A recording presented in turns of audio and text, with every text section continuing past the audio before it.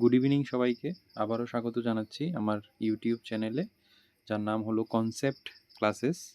তো আজকে আমরা যে টপিকটাতে ডিসকাস করব বা যেই টপিকের সম্পর্কে আমরা এমসিকিউ ডিসকাস করব সেটা হলো এগ্রিকালচার অ্যান্ড টুলস।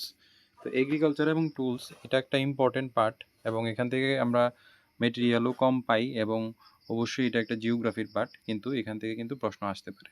তো আমি ভিডিওটা শুরু করার আগে সবাইকে রিকোয়েস্ট করব যেন আপনারা যারাই ভিডিওটা দেখবেন অবশ্যই সাবস্ক্রাইব করবেন এবং ভিডিওটাকে শেয়ার করবেন, ঠিক আছে? Thank you. তো আমরা প্রথম যে কোশ্চেনটা আছে, which type of crop is generally sown at the beginning of monsoon. First যে কোশ্চেনটা আছে সেটার আনসারটা কি হবে আমরা দেখে নিচ্ছি। মনসুন সিজনে, বৃষ্টির মরশুমে শুরুতে সাধারণত কোন ধরনের ফসল বপন করা হয়? এটা হলো গিয়ে ধান, ঠিক আছে? কোশ্চেন নাম্বার টু যেটা আছে এটার আনসারটা কি? এটার আনসারটা কি হবে, নিম্নলিখিত কোনটি সারিতে বীজ বপনের জন্য ব্যবহৃত হয়? একই সারিতে বীজ বপনের ক্ষেত্রে ব্যবহার করা হয় কোনটা? সিড ড্রিল, ঠিক আছে? এটা একটা ইম্পর্টেন্ট কোশ্চেন। কোশ্চেন নাম্বার 3 যেটা আছে সেটা হলো কি, which method helps in conserving water in dry reason, ঠিক আছে? ড্রাই রিজনে কোনটা হেল্প করছে? এটা হলো গিয়ে ড্রিপ ইরিগেশন, ঠিক আছে? ড্রিপ ইরিগেশনের মধ্যে আমরা কি পাই? এটা কনজারভেশন করতে পারি ওয়াটারে। 4 number question, excessive use of nitrogen fertiliser causes. Question number 4 এর জন্য আনসার কি? এটা অতিরিক্ত নাইট্রোজেন সারের ব্যবহারে কি হয়? দেরিতে পরিপক্কতা হয়, delayed maturity. Question number 5, which of the following helps in adding nitrogen to the soil, মানে নিম্নলিখিত কোনটি মাটিতে নাইট্রোজেনের যোগ করতে সাহায্য করে? এটা হলো গিয়ে আমরা সাধারণত জানি কোশ্চেন নাম্বার 5 হলো গিয়ে অপশান রাইজোবিয়াম। নিম্নলিখিত কোনটি, ঠিক আছে? তারপর হলো গিয়ে question number 6, which equipment is use to separate grains from চাফ, মানে শস্য থেকে খোলা আলাদা করতে কোন যন্ত্র ব্যবহার করা হয়? কোশ্চেন নাম্বার 6 হলো গিয়ে থ্রেশার, মারাই করার যন্ত্র যেটা আছে। Question number 7, which of the following is a fungal disease কোনটা? কোশ্চেন নাম্বার 7 হলো গিয়ে question number rust of wheat, ঠিক আছে? গমের যে মরিচা রোগ আছে সেটা। বায়োলজিক্যাল পেস্ট কন্ট্রোলে কোনটা ইনভলভ থাকে? কোশ্চেন নাম্বার 8 হলো গিয়ে প্রিডেটর ইনসেক্টস যেটা আছে কোশ্চেন নাম্বার 8-এর, ঠিক আছে? বায়োলজিক্যাল জৈবিক কীটনাশক নিয়ন্ত্রণে ব্যবহৃত হয় প্রিডেটর ইনসেক্ট, যেটাকে আমরা অন্যান্য শিকারী পোকা ছেড়ে দিই, এবং সেই পোকাগুলো আমাদের যে পতঙ্গগুলা, মানে কীট আছে যারা আমরা পেস্ট বলি, ক্ষতি করে তাদেরকে খেয়ে ফেলে, ঠিক আছে? এইভাবে তাদের সংখ্যা নিয়ন্ত্রণ করে। আচ্ছা, এবার নেক্সট আমরা যেটা দেখছি সেটা হলো গিয়ে গ্রিন ম্যানিওর, ঠিক আছে? গ্রিন ম্যানিওর যেটা আছে সেটা আমরা জানি, এটা কোশ্চেন নাম্বার 9, গ্রিন ম্যানিওর কি? লেগুমিনাস প্ল্যান্ট, ঠিক আছে?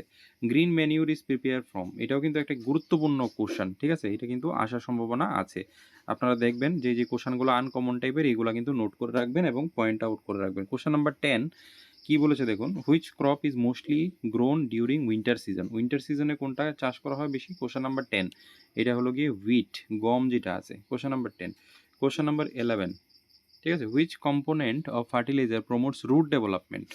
কোশ্চেন নাম্বার 11 হলো গিয়ে এটাও ফসফরাস রুট ডেভেলপমেন্টে সাহায্য করে। Question number 12, a proper irrigation system is essential to prevent, মানে কোনটা প্রিভেন্ট করে প্রপার ইরিগেশন যদি আমরা করি?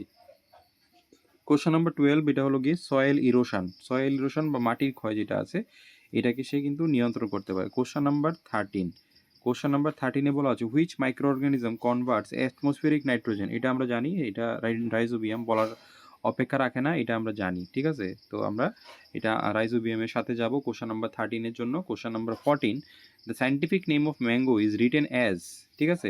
এই জিনিসটা কিন্তু ইম্পর্টেন্ট, আমি বলেছিলাম আপনাদেরকে আগেও, এটা মেনজিফেরা ইন্ডিকা হবে, ঠিক আছে? প্রথম যে নামটা আছে, আপনারা বাদ বাকি নামগুলো কিন্তু দেখে নেবেন। বাইনোমিয়াল নোমেনক্লেচারের মধ্যে কি কি আছে? আমরা জেনাস এবং স্পিসিসের নাম ব্যবহার করি। Classification helps in, question number 16, এখানে কোশ্চেন নাম্বার 16-এর আনসারটা কি হবে? কোশ্চেন নাম্বার 16-এর আনসারটা কিন্তু হবে আমাদের, কোশ্চেন নাম্বার 16 আনসার কি হবে? কোশ্চেন নাম্বার 16 আনসার হবে কি আমাদের বি, ঠিক আছে? কোশ্চেন নাম্বার 16 হবে B, classification grouping based on similarities and dissimilarities হবে। কোশ্চেন নাম্বার 17 যদি আমরা দেখি, which is the lowest taxonomic unit, এটাও আপনারা জানেন, স্পিসিস, ঠিক আছে? Who introduce the system of binomial nomenclature, Carolus Linnaeus, এটাও আপনারা জানেন। Scientific name of organism is always italicised. 19 number যে কোশ্চেনটা আছে এটা হলো গিয়ে আইটালিসাইজড, এটা তির্যক লেখা হবে, ঠিক আছে? তির্যকভাবে লিখতে হয়। Which taxonomic group includes organism with most similarities. ঠিক আছে, মানে কোন শ্রেণীবিন্যাসের স্তরে জীবের মধ্যে সবচেয়ে বেশি সাদৃশ্যতা থাকে, সাদৃশ্যতা কোন গ্রুপটার মধ্যে থাকে বেশি। কোশ্চেন নাম্বার 20, সি নাম্বারের মধ্যে সাদৃশ্যতা বেশি থাকবে। ঠিক আছে, সাদৃশ্যতা থাকবে বেশি। Question number 21, what is the role of taxonomy in biology. Taxonomy role কি? এটা হলো গিয়ে অর্গানাইজিং লিভিং বিং। ঠিক আছে, অর্গানাইজ করা। ঠিক আছে, অর্গানাইজার যেমন আমরা ফাইল অর্গানাইজার ইউজ করি না, বা ডকুমেন্ট অর্গানাইজার, এরকম টাইপের অর্গানাইজ করে সে। 22 নাম্বার দেখুন, ফার্মইয়ার্ড বা ফার্ম ইয়ার্ড এর কথা বলা হচ্ছে, সাধারণত কি থেকে তৈরি হয়। 22 নাম্বার কোশ্চেন যেটা আছে এটা হলো কি আমাদের অ্যানিম্যাল ওয়েস্ট থেকে তৈরি হয় farm yard. Bordeaux mixture is a combination of. 23 number question, এটাও একটা ইম্পর্টেন্ট, একটা ভেরি ভেরি ইম্পর্টেন্ট কোশ্চেন কিন্তু এটা। বোর্ডেক্স মিক্সচার আমি আপনাদেরকে যারা অফলাইন অনলাইন ক্লাস করেছেন তাদেরকে এটা জিনিসটার ব্যাপারে বলেছিলাম। এটা হলো গিয়ে কপার সালফেট অ্যান্ড লাইম। ঠিক আছে, কপার সালফেট আমি রেশিওটাও বলে দিয়েছিলাম কিন্তু। 24, ঠিক আছে, 24 নাম্বার আপনারা 24 নাম্বারটা দেখুন, excess pesticide use may result in. 24 নাম্বারটা কি করতে পারে? ইনসেক্ট ইমিউনিটি যেটা আছে এটা কি করতে পারে? Result in option number B, better crop health তো হবে না এক্সেস পেস্টিসাইড ইউজ করলে। ইনসেক্ট ইমিউনিটি যেটা আছে এটা বাড়িয়ে দিতে পারে। ইনসেক্ট পেস্টিসাইড নিতে ইনসেক্ট কী হবে, আর সেই পেস্টিসাইড দিয়ে আর কোনো কাজ হবে না। যেমন একই অ্যান্টিবায়োটিক বারবার খেতে আমাদের ওই সেই অ্যান্টিবায়োটিক আর ব্যাকটেরিয়ার উপর কাজ করে না, এরকম আর কি। 25 number, the tool use for labelling the soil. 25 number question, এটা হলো হ্যারো বা যেটা লেবেল করতে আমরা ইউজ করি। যেমন আমরা ওই আগে কী করতাম ছোটো থাকতে আমরা, আপনারা হয়তো এক্সপিরিয়েন্স করেছেন, ওই যে চকম বা সিঁড়ি যেটা আছে এই সিঁড়ির মধ্যে দড়ি বেঁধে মাটি কিন্তু লেবেল করা হতো আগে। ঠিক আছে, আমাদেরকেও সেই সিঁড়িতে বসিয়ে। এখন আর পারবে না, যদি আমরা বড় হয়ে গেছি। ঠিক আছে না, এখন এটা লেবেলার আছে।